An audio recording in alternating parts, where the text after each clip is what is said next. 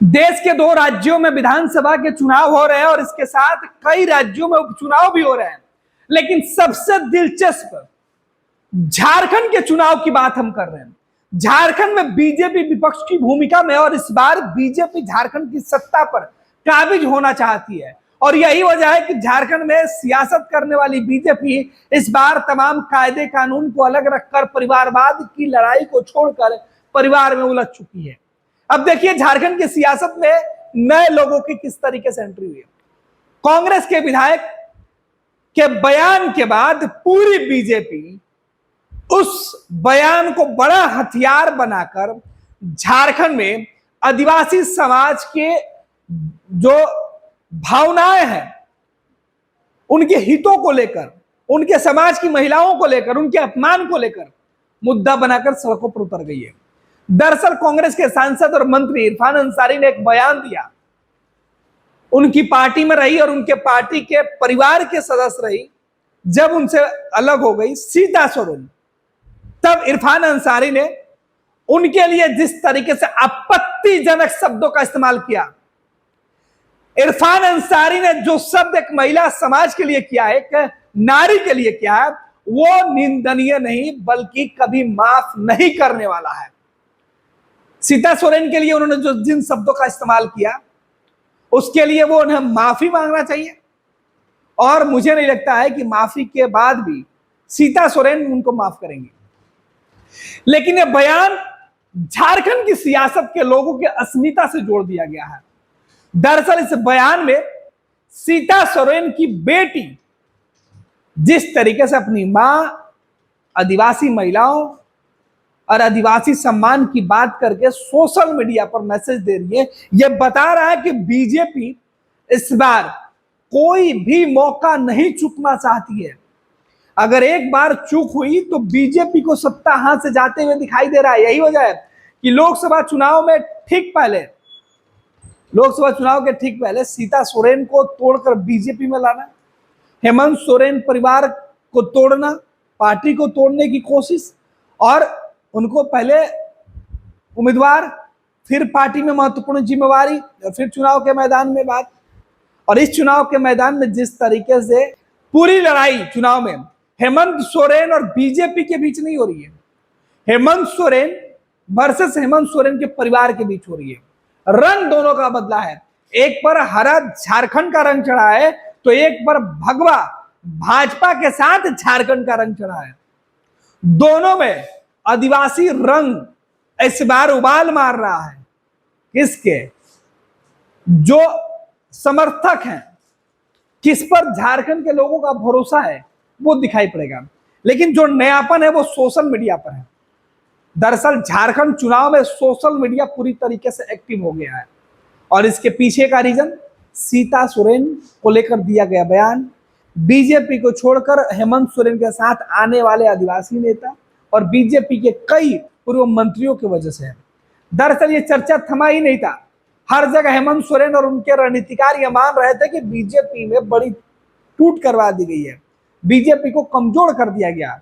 इधर बीजेपी का प्लान भी पहले से तैयार था। कांग्रेस के एक नेता ने जैसे ही जहर उगला, जैसे ही नारी अपमान की बातें कही, बीजेपी ने उस मुद्दे को लेकर पूरे झारखंड में जमकर बवाल काटा। झारखंड महिला प्रकोष्ठ ने तो हेमंत सोरेन के इस खास नेता के ऊपर, राहुल गांधी के खास नेता के ऊपर सड़कों पर उतरे। दरअसल इरफान अंसारी के माध्यम से बीजेपी केवल हेमंत को कमजोर नहीं करना चाहती है, बीजेपी इरफान अंसारी के माध्यम से कांग्रेस पार्टी को भी सबक सिखाना चाहती है। देखिए सीता सोरेन का नाम आगे करके हेमंत सोरेन परिवार में जो टूट है, जो लोगों के बीच नाराजगी है, जो कंफ्यूजन है, उसे और ज्यादा पाटने में बल मिलेगा। दूसरा, कांग्रेस के लीडर ने यह बातें कही है तो कांग्रेस के मन में भी, लोगों के दिलो दिमाग में यह बात पहुंचाने में सहूलियत होगी कि हेमंत सोरेन और कांग्रेस के लोग महिलाओं का अपमान किस तरीके से करते हैं। और बीजेपी के इस चाल में हेमंत और कांग्रेस बुरी तरीके से फंसते हुए दिखाई पड़ रहे हैं। हालांकि हेमंत सोरेन की पत्नी कल्पना सोरेन गंडे सीट पर चुनाव लड़ रही है और इस चुनाव में वो लोगों के बीच पहुंचकर वोट मांग रही है। एक तरफ नारी शक्ति की वो बात करें और दूसरी तरफ उनके ही पार्टी और गठबंधन के नेता नारी शक्ति का अपमान कर रहे हैं।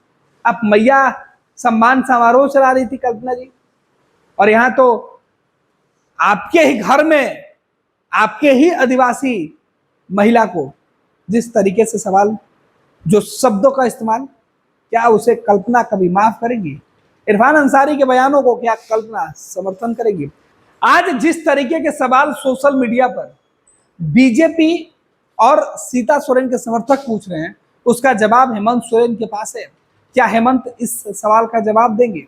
दरअसल सोशल मीडिया पर क्या कुछ सवाल है वो हम आपको बताते हैं। सोशल मीडिया पर जो सवाल है वो सीधे तौर पर सीता सोरेन, इरफान अंसारी दोनों हैं ट्रेंडिंग में। और इरफान अंसारी को लेकर वो बयान जिसमें उन्होंने कहा था कि किस तरीके से जो बयान है वो बयान सामने आया। उसके बाद सीता सोरेन की बेटी जयश्री सोरेन है, इन्होंने इरफान अंसारी के उस बयान पर आपत्ति जताते हुए सीधे तौर पे कहा है कि इस बयान के लिए उन्हें कोई माफ नहीं करेगा। और इस जो उन्होंने जो वीडियो डाला है, जयश्री सोरेन ने जिस तरीके से इरफान अंसारी के ऊपर सवाल उठाया, उसके बाद उन्होंने झारखंड की अस्मिता को जोड़ा है, उसके बाद चर्चा तेज हो गई है। इधर झारखंड में अब हर जगह इस बात के चर्चे किए जा रहे हैं, और वहीं इरफान अंसारी के उस बयान को भी सुर्खियों में रखा गया है। इरफान अंसारी के उस बयान की हर जगह जो है वो वीडियो साझा किया जा रहा है कि कैसे कांग्रेस पार्टी के नेता किसी महिला के लिए अपशब्द बोल सकते हैं। तो इस तरीके के बयानों के बाद सीधे तौर पर जो है झारखंड में सियासत गरमाई हुई है। इधर झारखंड बीजेपी के नेता इरफान अंसारी के बयानों के बाद, महिलाओं को लेकर दिए गए बयानों के बाद ये कह रहे हैं कि झारखंड में बीजेपी की बढ़ती लोकप्रियता को देखकर ये हेमंत सोरेन और उनके पूरे जो गठबंधन का जो कुनबा है, उनको इस बात का एहसास हो गया कि वो चुनाव हार रहे हैं, इस वजह से वो इस तरीके के बयान दे रहे हैं।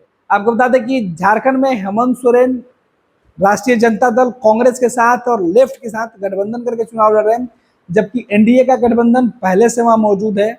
और इस बार बीजेपी सरकार बनाने के लिए कई ऐसे चेहरे को मैदान में उतारा है जो कभी हेमंत के करीबी हुआ करते थे, तो हेमंत ने भी वैसे कई नेताओं को मैदान में उतार दिया है जो बीजेपी का झंडा कभी ढोया करते थे। लेकिन इन सबसे जो दिलचस्प तस्वीर है वो झारखंड के अंदर सोरेन परिवार के दो हिस्से में बंटने को लेकर है। देखना है कि जिस आबरू की बात, जिस महिला सम्मान और शक्ति की बात कल्पना करती हैं, अब उसी आबरू, उसी महिला सम्मान पर सवाल उनके ही नेता ने उठाया है। इसका जवाब और सफाई वो किस तरीके से देती है। अब झारखंड के चुनाव के नतीजे ही तय करेंगे कि झारखंड में नारी शक्ति का सम्मान और अपमान किसे सबक सिखाएगा और किस पर भारी पड़ेगा।